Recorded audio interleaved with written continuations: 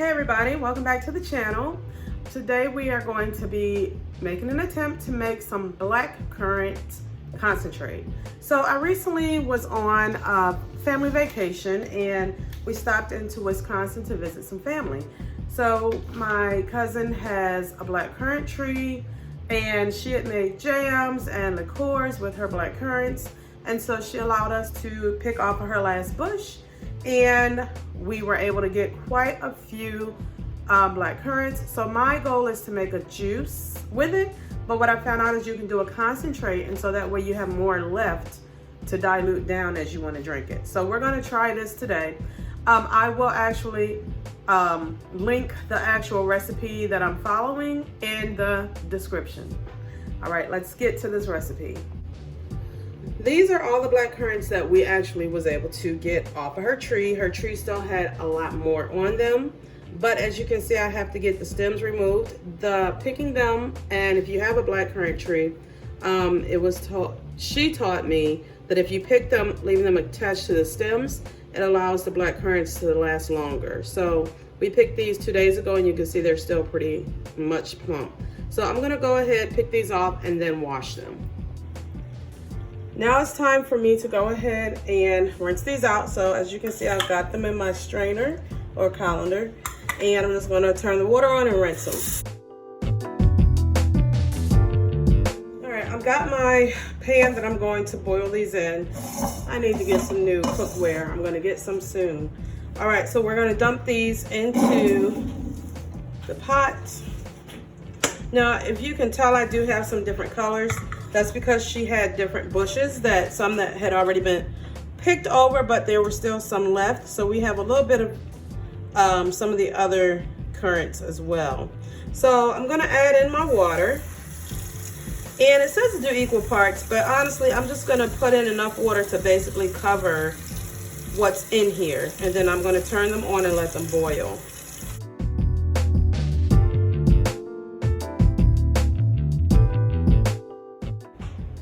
Now moving on, I'm gonna go ahead and turn my eye on a high heat and let it begin to boil. Then I'm gonna turn it down and cover it up and simmer it for about another, I'll have to double check the recipe. I think it's 15 or 30 minutes you simmer on a lower heat. So you can see that the berries are boiling. So I'm gonna go ahead and turn this down on low and cover them for about another 10-15 minutes, and then I'll check them. I'm just gonna leave a little bit of vent in here as well. Okay, so I just took the lid off. I can see where some of them have been, looks like they've been popping. You guys, I really don't know what I'm doing. I'm doing this for the first time, so this is gonna be an experiment for me. All right, so I'm just gonna kind of smash through these a little bit to help extract more of the juice. I do believe these are probably about ready for me to strain. I think I'll let it cook just about another 5 or 10 more minutes here.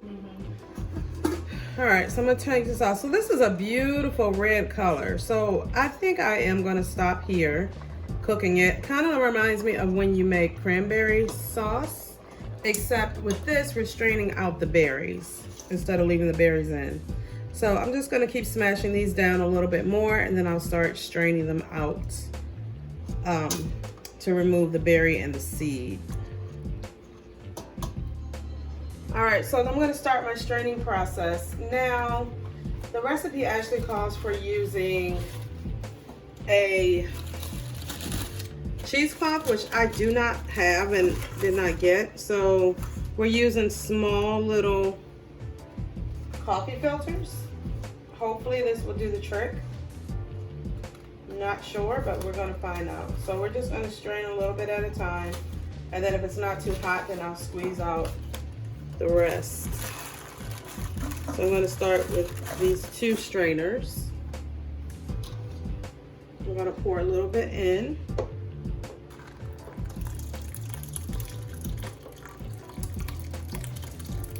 Oh, this stuff is great if you want to dye something.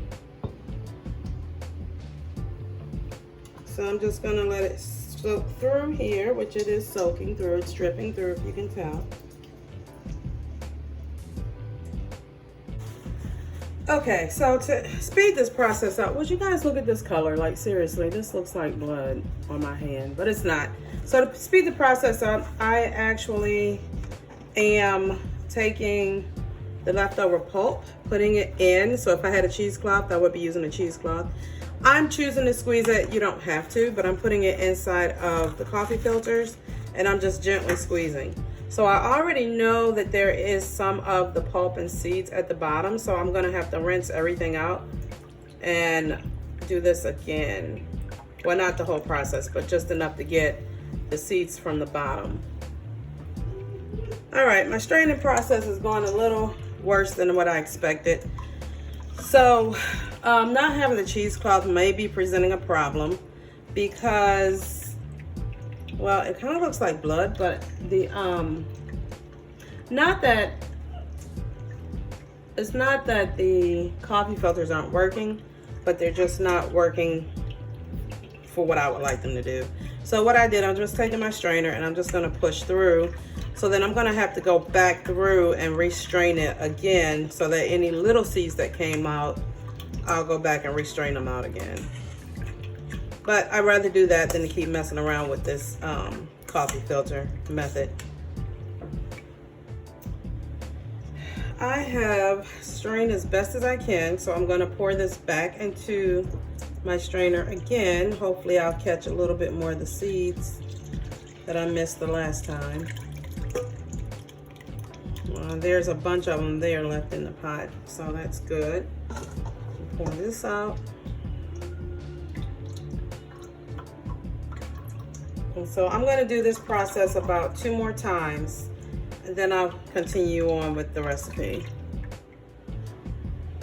I have pretty much strained it, I think, as much as I'm going to be able to. So I'm going to go ahead, pour the remaining back into the pot. This is such a pretty color.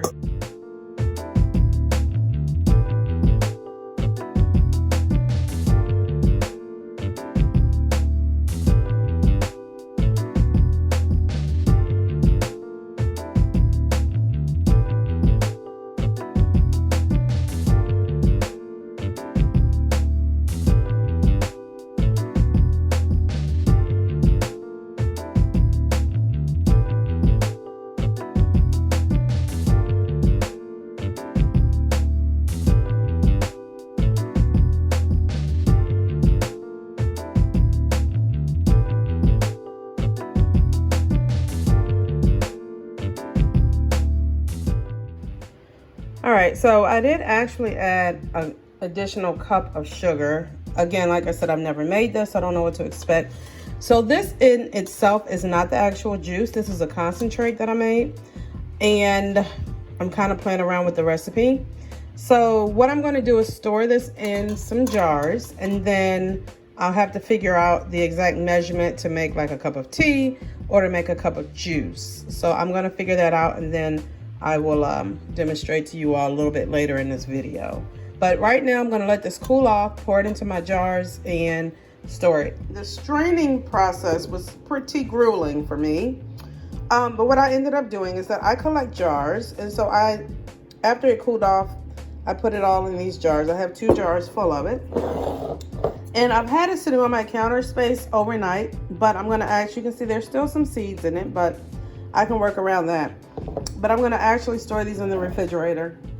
So my daughter has made a tea out of it, and we used a 1/4 cup or 4 tablespoons to 1.5 cups of hot water.